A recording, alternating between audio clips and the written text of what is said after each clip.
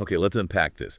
We are looking at a 700-year philosophical epoch that is nothing less than a spiritual and intellectual revolution. It's a huge one. We're tracing this profound transformation in Western thought that moved us from the high political debates of Socrates, Plato, and Aristotle. The big questions about the ideal state. Exactly. Yeah. And it moves right down to the fundamental question of individual survival, a shift from fixing the city-state to finding a medicine for the soul. That transformation is the absolute centerpiece of our deep dive today. The era running from the death of Aristotle in 322 BC all the way to the rise of Augustine in the 4th century AD. The Interhellenic era. Right. And this is when philosophy, well, it changes its core mission. It was no longer primarily this dialectical, abstract search for the best life and the best state. Right. It became a practical, almost desperate pursuit of the livable life for the isolated individual. So our mission today is to really get under the skin of that crisis, the crisis that triggered this massive turn inward. We're going to examine the four great competing schools, the Stoics, the Epicureans, the Skeptics, and the Neoplatonists, that all promised inner peace. All of them. And then track how this entire philosophical project was ultimately, well, synthesized and superseded by the rising force of Christianity. And to really grasp the magnitude of that shift, you have to put yourself back in time. You have to remember the psychological landscape of the classical Greek world. Okay. That world was built around the compact, autonomous city-state, the polis. Right. The polis was everything. Everything. Your citizenship, your identity, your moral duties, your virtue, they were all, inextricably linked to your role as a political agent within that small self-governing community. I think Aristotle said the highest human achievement was realizing your nature as a zoudon politikon. A political animal. A political animal, right? Right. Through participation in the polis. So it makes sense that philosophers like Plato were focused on creating the perfect political blueprint, the republic. Of course. Because only a perfect city could produce perfect citizens. The two are inseparable. And then the world exploded. That's not an exaggeration.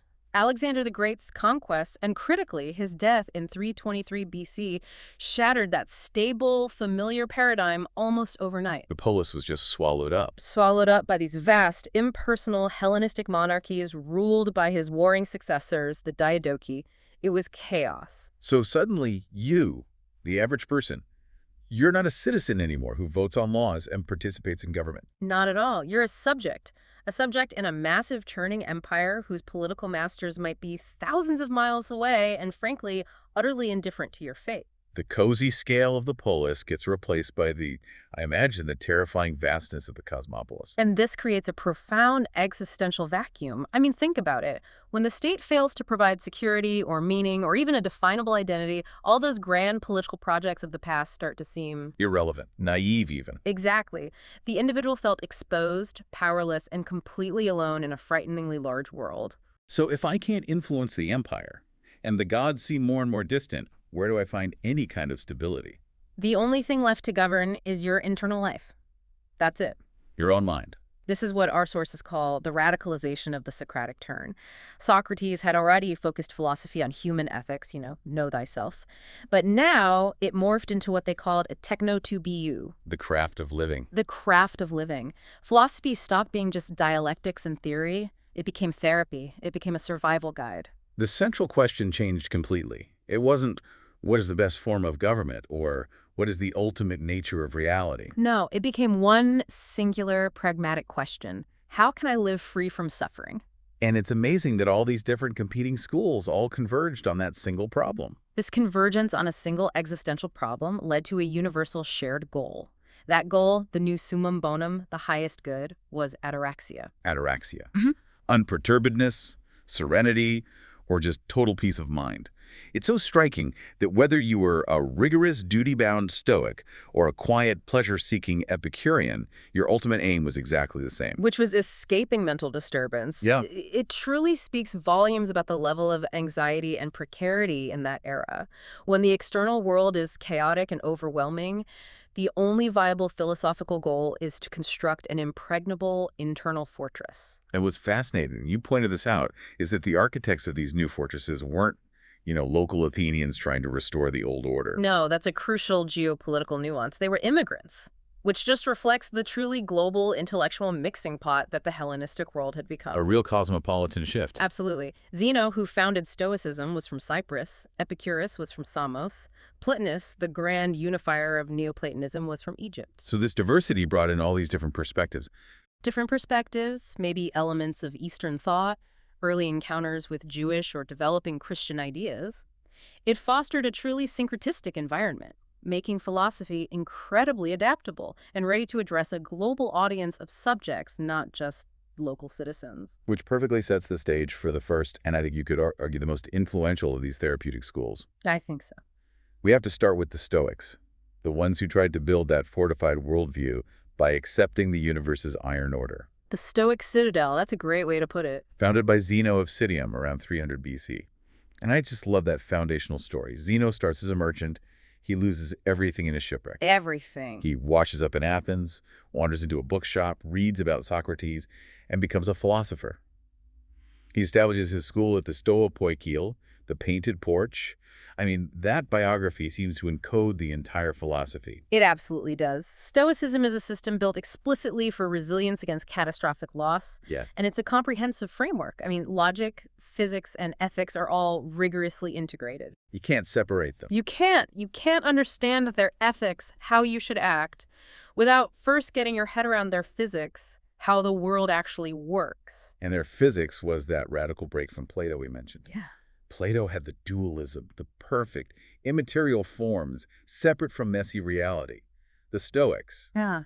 they were rigorous materialists. Yes, but this is a complex materialism. It's not what we think of today. Their foundational premise was, as they put it, to exist is to act or be acted upon. Okay, so if it's real, it has to have some physical impact. Exactly. And since only physical bodies can interact, they were forced to conclude that everything real must be corporeal. This wasn't just, rocks and trees. Oh no, they took it all away. They concluded that abstract entities like the human soul, God, and even virtues like justice and wisdom had to be made of some kind of matter. That sounds incredibly stark. But we can't mistake this for a cold, mechanical view of the universe, can we? They called it vitalist materialism. Or hylozoism. That is the essential distinction. The Stoic cosmos wasn't dead matter. It was a single, immense, living organism. A living thing. Permeated by a divine, rational, active principle. This active force was called the logos, which means reason, or pneuma breath, or spirit. So this pneuma is a kind of highly refined, intelligent substance. Think of it like a divine fire that informs and organizes all the passive matter. It's the intelligence within the machine. So their God isn't transcendent, sitting outside the world. God is utterly immanent. God is the mind of the world itself. It's a deeply philosophical pantheism. And this divine pneuma, this God, holds the entire universe together and causes all movement through what they call tonicokinesis. Tensional motion. Tensional motion. Imagine the cosmos as a finely tuned drumskin.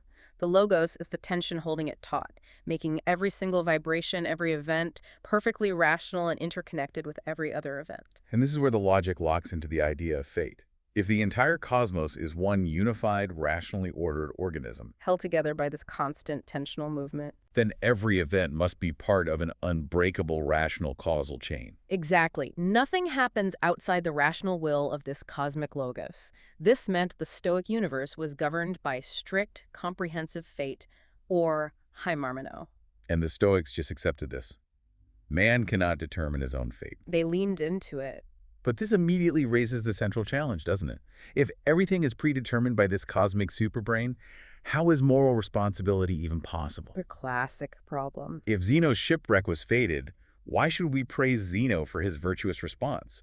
Why punish a criminal if their crime was fated to happen? This required their most sophisticated ethical move.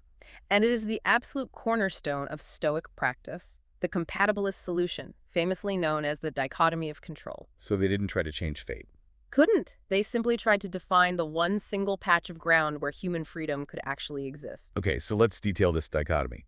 They divide all of reality into two buckets. The things that are ok ephemin, not in our power. And the things that are ephemin in our power. And the not in our power category is basically everything. Pretty much everything external. Your health, your wealth, your political reputation, whether you get shipwrecked, what other people think of you, and eventually even the physical state of your own body. And all these external events, are what they called adiaphora. Indifferent things. They're indifferent because they cannot affect your virtue.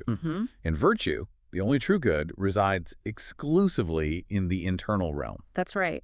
But we need to be careful with adiaphora because it's not as simple as, I just don't care about my health. The Stoics were very nuanced here. Oh, this is interesting. They created a hierarchy within the indifferent things. A hierarchy of things that don't ultimately matter. Exactly. They categorized most externals as preferred indifference, like health, wealth, comfort, having good children, and dispreferred indifference, sickness, poverty, a bad reputation. So a Stoic doesn't treat health as irrelevant. Not at all. A Stoic actively prefers health and strives rationally to achieve it. You go to the doctor, you eat well. But you do that not because health itself is a moral good, but because it's preferred as what the material upon which virtue can more easily operate. Precisely.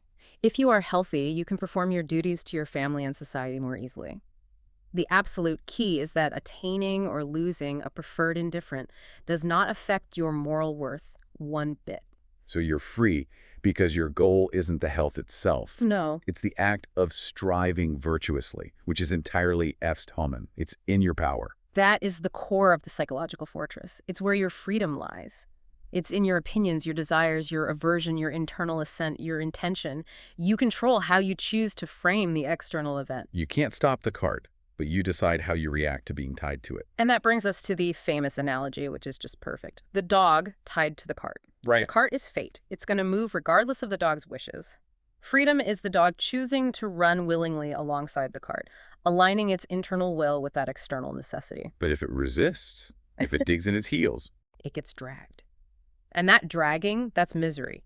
The misery comes not from the movement of the cart, the external event, but from the irrational internal judgment that something indifferent is actually bad. that internal misjudgment creates the pathy. The path. Yeah. The irrational and excessive emotions, fear, distress, lust, craving, all the things that disturb our peace. And so the ultimate Stoic goal of ataraxia is achieved through apatheia. And we absolutely have to clarify that apathy is not modern apathy. It doesn't mean you're a robot who doesn't care about anything. No, not at all. It's a very active state. Apatheia is the eradication of those irrational pathia.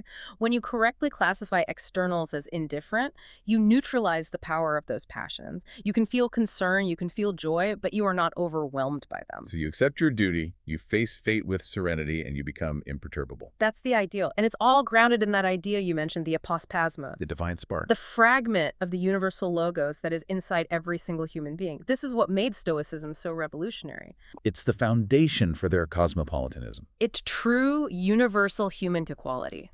If every person, slave, emperor, Athenian, barbarian, contains a fragment of that divine fire, then all people are fundamentally equal members of this city of gods and men. From the slave Epictetus to the emperor Marcus Aurelius. The same spark. It was a profound ethical leap that, really did pave the way for later concepts of natural rights and human dignity. It was a magnificent system for enduring the chaos of the world. So if the Stoics built this strong citadel to endure the world through internal strength and acceptance of a rational order, the Epicureans took the exact opposite strategy. They sought to survive the chaos by strategic, polite withdrawal. Complete withdrawal. And they found their peace in the belief that the universe was governed by nothing but pure chance. That contrast is essential. We move from the public porch, the stoa, into the garden, the kypos, established by Epicurus around 306 BC. And the garden was a physical place, a community. A self-sufficient, deliberately secluded community where the goal was to eliminate all external dependencies.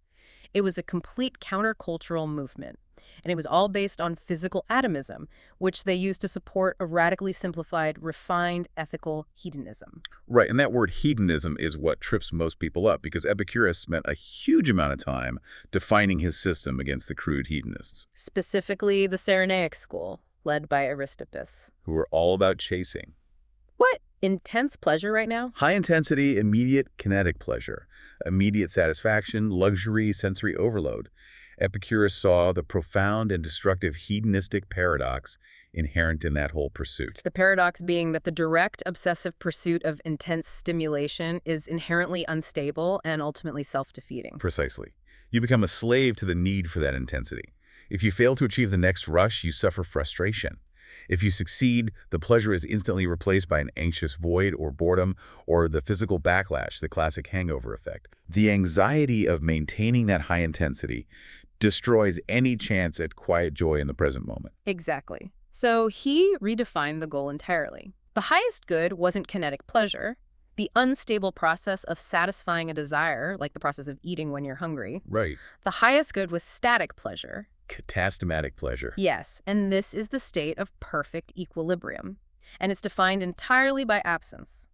The absence of physical pain, which he called aponia, and the absence of mental disturbance, our old friend ataraxia. So happiness isn't this big electrical charge of excitement. No, it's the quiet hum of the system running perfectly, requiring nothing more. And that requires a very strict regimen. You have to limit what you want so you can actually achieve that static equilibrium. It's a calculated rational simplicity, the calculus of desire. He categorized desires into 3 groups. First, the natural and necessary. Things you actually need. Food, shelter, and, crucially, friendship. He thought friendship was one of the highest goods. You must meet these desires. Then you have the natural but unnecessary. Gourmet meals, luxury, sex, beyond simple procreation. These must be approached with extreme caution and moderation. They're fine occasionally, but cultivating a dependency on them is incredibly dangerous because their loss introduces pain and vulnerability. If your happiness requires the truffle, you are permanently exposed to the market volatility of truffles. That's a perfect way to put it. And finally, the vain and empty desires. Fame, power, unlimited wealth. These must be completely eliminated. They are the source of insatiable craving, anxiety, competition, aggression. They're totally self-defeating. So by strictly limiting your desires to the bare natural necessities, the Epicurean achieves autarkia. Self-sufficiency, and they really meant it. True happiness is achievable with bread and water, and maybe, as Epicurus wrote in one surviving fragment, a little piece of cheese for variety. I love that. The profound secret to life is just a piece of cheese. But a huge part of achieving ataraxia for them was removing the fear that haunted everyone in the Hellenistic world. The fear of divine punishment and the afterlife. This is where their materialism became a literal cure. The Epicureans saw religion as the greatest source of psychic disturbance. To deal with this, they formulated the Tetrapharmakos. The 4-part cure. Exactly. And the first 2 parts directly address the fear of the gods and the fear of death. And to do this, they relied entirely on Democritus's atomism. The idea that the soul is just a material collection of very fine atoms. Correct. So when the body dies, the atoms of the soul simply dissipate, they scatter. The subject of consciousness ceases to exist. Which leads to that famous and very logical conclusion: death is nothing to us. Because when death is present, we are not. And when we are present, death is not. There is no conscious entity left to experience harm or punishment. Fear of death erased. And they didn't deny the gods existed, which is interesting, but they basically neutralized them completely. They exist, they said, but they're also composed of atoms, and they live in the intermundia, the quiet spaces between the worlds. And because they are perfectly blissful. They are perfectly indifferent to human affairs. They have no reason to punish or reward us that would disturb their perfect tranquility. So, fear of judgment is also erased. This also puts them in sharp contrast with the Stoics on the issue of cosmic order. The Stoic cosmos is governed by this rational, all-encompassing fate. But the Epicurean cosmos is governed by Chance. pure chance. The atoms, as they fall through the void, sometimes undergo a random, uncaused, minuscule shift, the Klineman or the swerve. And this swerve is what introduces randomness into the universe. And crucially, it provides the necessary space for human free will, which Epicurus felt was absolutely vital for any kind of ethical action. For the Epicurean, finding peace meant accepting that the universe is random, and therefore you are free to seek pleasure through simplification. So we have the Stoics building this comprehensive system on virtue and determinism. We have the Epicureans building their quiet sanctuary on moderation and chance. But there's a third, equally compelling therapy available to the troubled soul. Indeed. While the Stoics and Epicureans proposed these dogmatic paths to peace paths based on assertions about physics and cosmology, The skeptics argued that tranquility was found precisely in the suspension of all such paths, peace through doubt. which sounds so profoundly counterintuitive. I mean, we usually associate doubt with anxiety, not serenity. That's the genius of the skeptic move. We have to start with Pyrrho of Elis, who lived around the same time as Epicurus. His time traveling with Alexander the Great's army where he supposedly encountered Indian philosophers, the gymnosophists, convinced him that reality itself is fundamentally indeterminate. Indeterminate. So unknowable. Unknowable in its essence. His famous maxim was "un melon." No more this than that. Exactly. He concluded that because we cannot trust our senses or our reason to give us certain knowledge about the essential nature of things, the wise person simply refuses to commit to any assertion at all. You achieve what they called aphasia non-assertion. And the result of just giving up that intellectual fight. Relief. Pure relief. The anxiety of seeking truth, the stress of defending a philosophical position against all comers, the fear of being wrong, all of it is instantly removed. Ataraxia naturally follows the moment you realize you don't have to know. This kind of practical skepticism was later refined and really weaponized by the academic skeptics. Who took over Plato's own academy? It's still wild to think about that. That Plato school became the headquarters of philosophical doubt for centuries. It was a fascinating twist under leaders like Arcesilas, and their primary target was the burgeoning dogmatism of the Stoics.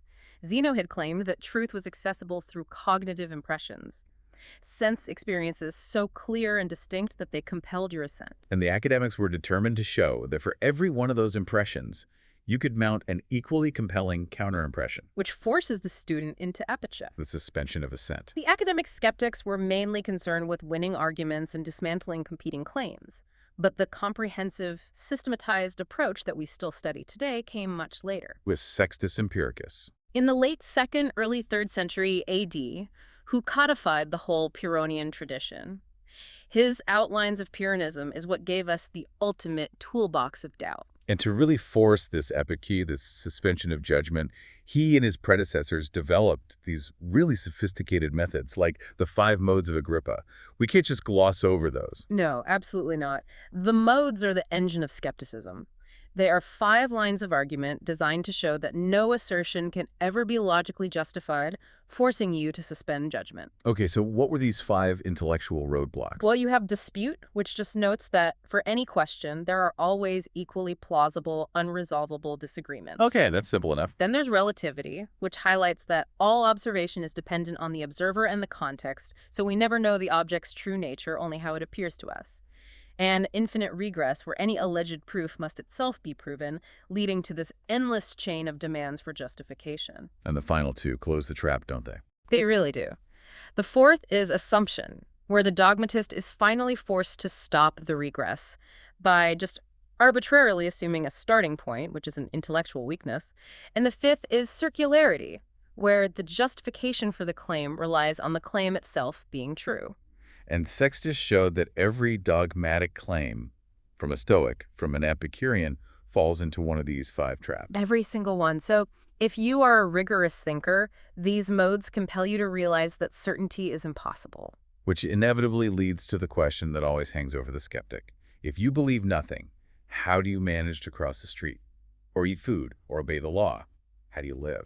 Sextus's response was that the skeptic lives by phenomena, appearances. Appearances. They follow the appearances of custom, law, and natural instinct, not because they assert that these things are true in some deep metaphysical sense. Because they're practical and unavoidable. Exactly. You act as if the law is real because defying it has immediate tangible consequences, but you never commit your inner intellectual assent to the intrinsic truth of the law itself. So you're free from the stress of that commitment. Completely. Sextus emphasized that the search for truth is what causes the stress.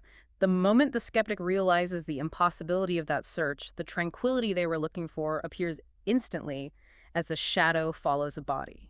It is the effortless peace of radical acceptance and non-commitment. So by the 3rd century AD, we have these great systems, but the materialist cosmologies of the Stoics and Epicureans, the pneuma and the atoms, they were losing their intellectual resonance. The world was spiritually hungry. People were seeking something beyond just matter. And the stage was set for the last grand philosophical synthesis before Christianity really took hold. Neoplatonism. Founded by Plotinus, who was born in Egypt and taught in Rome in the 3rd century. His writings, the Enneads, they provided this deeply intellectual, spiritual roadmap. A sophisticated syncretistic system. It was profoundly influential. It incorporated Plato, Aristotle, even Stoic elements, but it turned decisively away from materialism. Plotinus rejected materialism entirely in favor of this vertical, immaterial hierarchy of being. The 3 hypotheses.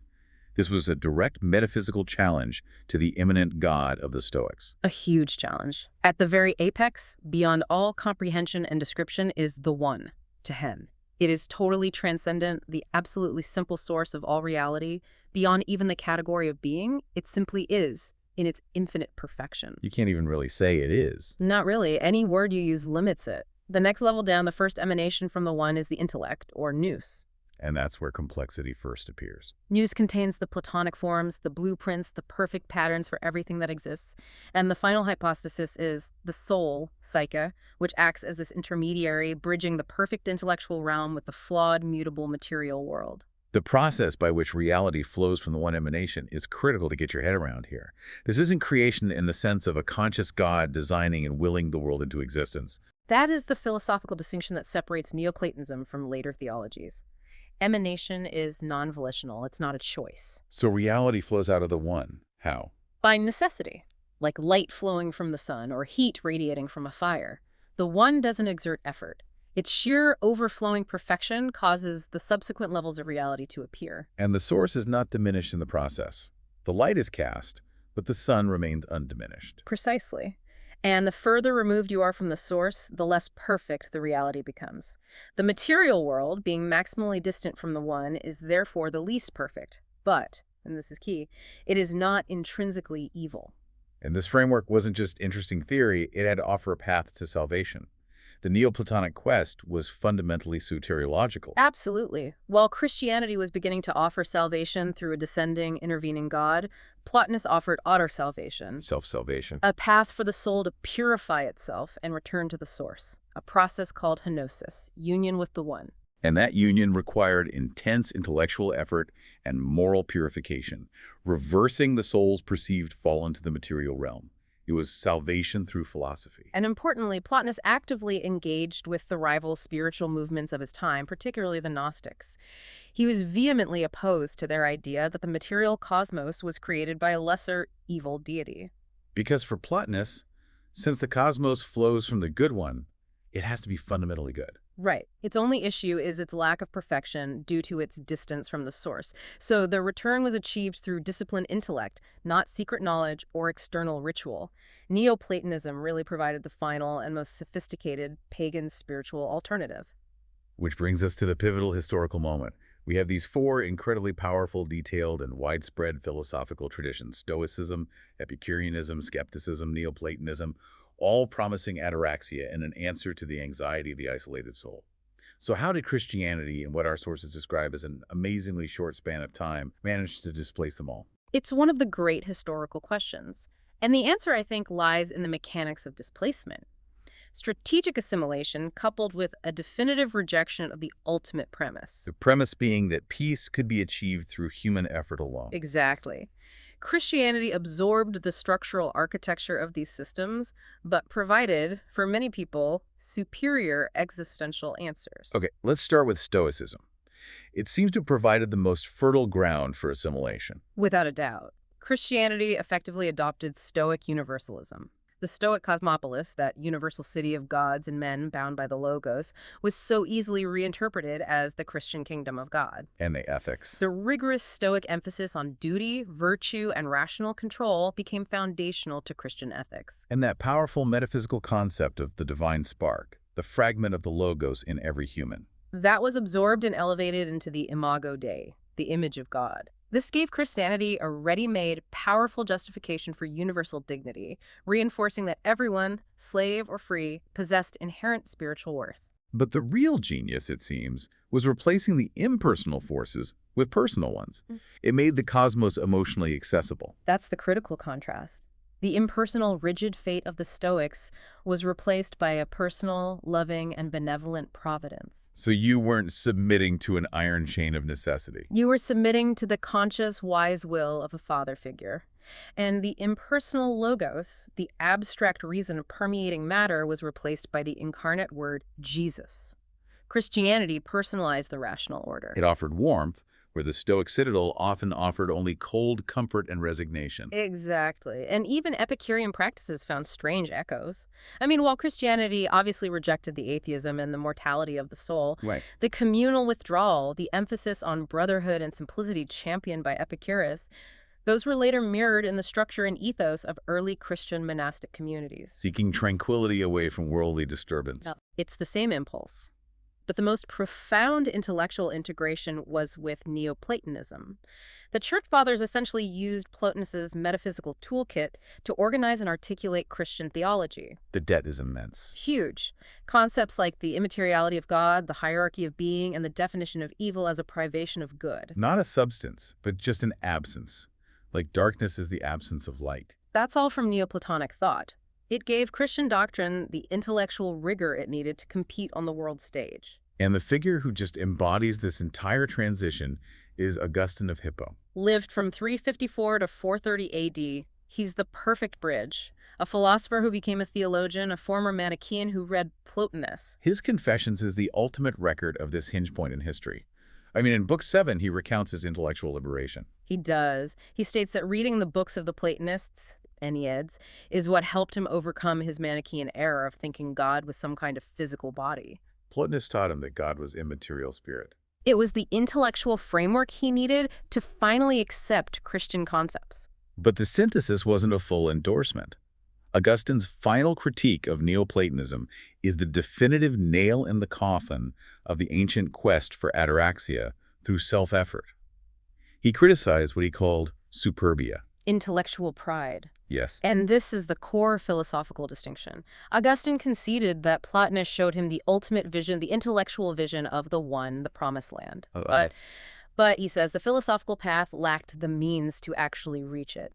Plotinus taught him the destination, but couldn't provide the power to cross the ocean. Because the Neoplatonic way was based on the premise that the soul, through its own intellectual effort and purification, could ascend. And Augustine argued that this quest for self-sufficient tranquility was fundamentally doomed. Doomed because of the reality of sin. The human will, he argued, is broken. It's incapable of achieving the necessary purity on its own. So true peace, Pax, could not be attained through superbia, through human effort. It could only be found through gratia, the undeserved grace offered by the mediator, Jesus Christ. So the ancient philosophical quest for self-mastery, leading to internal tranquility ataraxia, was replaced by a theology of dependence and faith, leading to eternal salvation. The shift was complete. Stoic acceptance of impersonal fate gave way to Christian submission to a personal God's will. The internal reliance on a fragment of cosmic fire was superseded by an external reliance on the incarnate Word. The goal moved from achieving unperturbedness in this life to securing salvation in the next. The age of individual philosophical therapy was over. The age of theology had begun. So what does this entire saga mean for us? I mean, we've traced 7 centuries of thought and shown how the collapse of a political system forced this massive philosophical pivot from fixing the city to desperately fixing the soul. And these competing paths to ataraxia and perturbedness, they didn't just disappear. They set the intellectual foundation for everything that followed, from early Christian doctrine all the way to the Renaissance. Let's summarize those profound existential trade-offs we've explored. Let's review the comparative soteriology, the source of peace offered by each system. Okay. The Stoics promised ataraxia and apatheia via rigorous virtue and rational submission to deterministic fate. They offered resilience. The Epicureans sought ataraxia and aponia, peace of mind and body, via moderation, radical simplification, and the acceptance of cosmic chance. They offered quiet withdrawal. The skeptics offered ataraxia as an immediate byproduct of epic suspending judgment by realizing that certainty is unobtainable. They offered psychological relief from intellectual conflict. The Neoplatonists aimed for henosis union with the one via intense intellectual ascent and purification. They offered a path to auto-salvation. And finally, Christianity, synthesizing the strengths of them all, offered salvation and true pax via grace and faith, shifting the source of peace from internal human sufficiency to external divine intervention. It's just an incredible illustration of how a historical crisis can instantly redefine the most fundamental human questions. But let's end with a provocative thought that connects this whole era directly to you, the listener, today. Okay. Consider the shift in the source of human dignity. The The Stoic, armed with the dichotomy of control, saw human dignity as stemming from the spark of divine fire, an intrinsic metaphysical fact you carry within you, independent of any external force. Right. It's yours. But Augustine redefined dignity as the stamp of the Creator, meaning your dignity is derived from an external relationship to a personal God. That is a foundational philosophical transformation in the source of human value. And if we look at the contemporary self-help industry, a multi-billion-dollar machine that universally promises the exact same thing the ancient schools promised. Peace of mind, stress reduction, resilience. We are clearly still fighting the Hellenistic War. Absolutely. The quest for ataraxia is alive and well. If you are reading a book today focused on managing your stress by focusing only on what you can control, you are unconsciously practicing the Stoic internal alignment. if you are pursuing radical simplicity, minimalism, trying to shed consumerist desire, You are following the Epicurean calculus. or if you find peace by abandoning the stressful need to have all the answers and simply accepting what appears to be true in the moment, you are a true heir to the skeptics. So you, the modern learner, are carrying on this ancient, universal, philosophical quest for unperturbedness. The methods are the same, only the names have changed.